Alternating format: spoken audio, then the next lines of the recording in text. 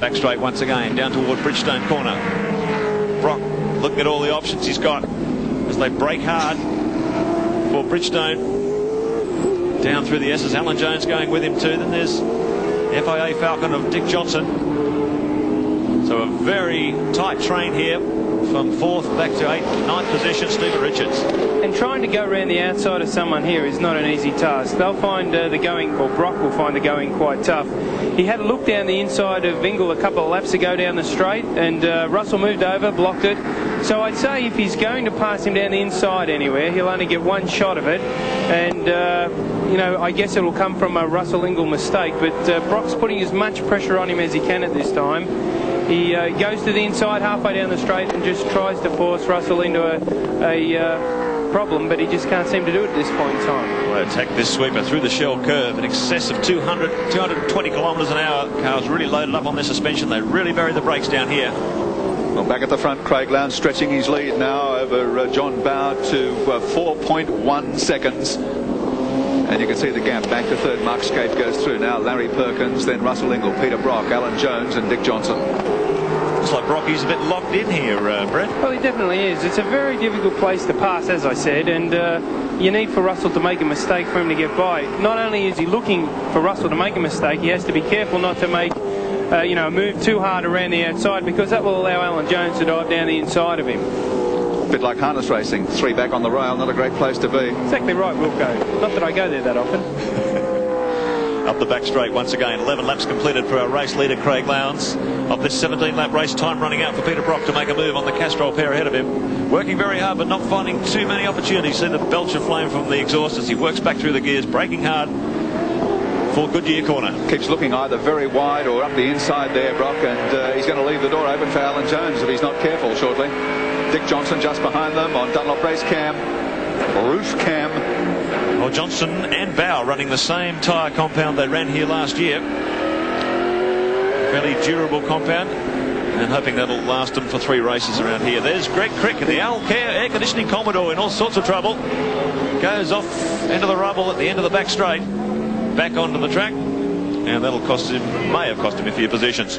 Meanwhile, back at this great battle, Larry Perkins, Russell Ingall, Peter Brock, Alan Jones, Dick Johnson, nose to tail from the green flag. 12 laps completed of this 17-lapper. That was bad luck for Crick, that spin, because he was running just outside the top 10. He was in 11th position.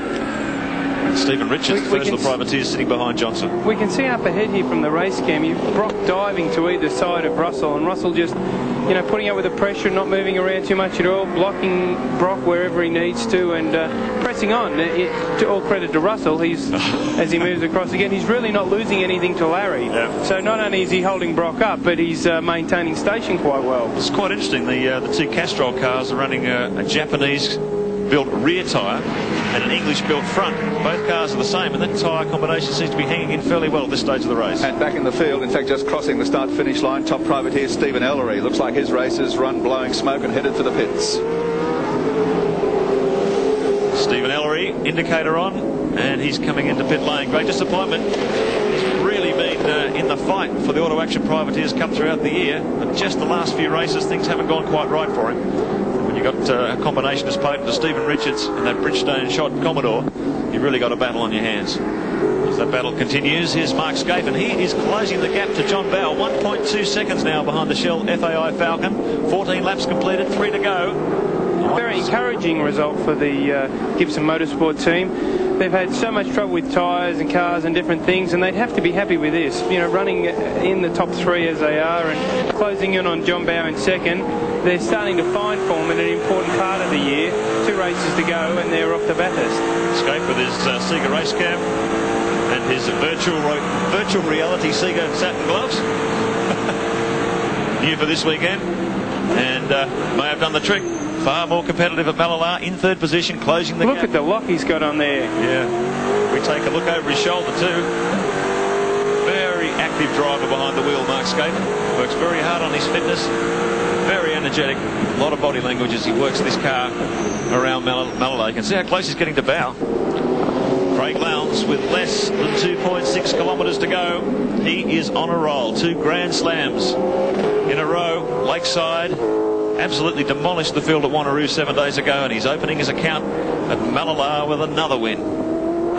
We take race cam further back. This is the battle for second. John Bowe just up ahead of him. Michelle FAI Falcon. John ran a little bit wide on that corner there, and Scapey's just doing everything he can to zero in.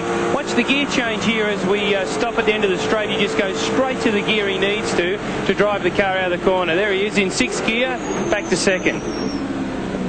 Just jams that gearbox back, full lock. He turns his wrist over wrist, getting all that lock onto the corner. Fires out of there, up the back straight for the final time. Looks like Bowe has just been open enough of a buffer to keep Scape out of the picture in this opening heat, but a very competitive run from the Sega Commodore. Well, they can duel all they like. They're not going to get within a ball draw. Craig Lowndes, the checkered flag waves for him. He crosses the finish line at the end of Heat 1, Round 9 of the Shell Australian Touring Car Championship. John Bowe clinging on to second ahead of Mark Scafe, and tailing out behind them, Larry Perkins is going to finish in 4th place ahead of Russell Ingall, Peter Brock, Alan Jones and Dick Johnson. Confirm them on the Shell race score. Lowndes first, then Bowe, Scafe, Perkins, Ingall. They're the top 5, finishing in 6th position. Peter Brock, Alan Jones, Dick Johnson, Stephen Richards in 9th. Max Dumsney finished in 10th. And after this break, we'll be back to spend just a minute with Russell Ingall.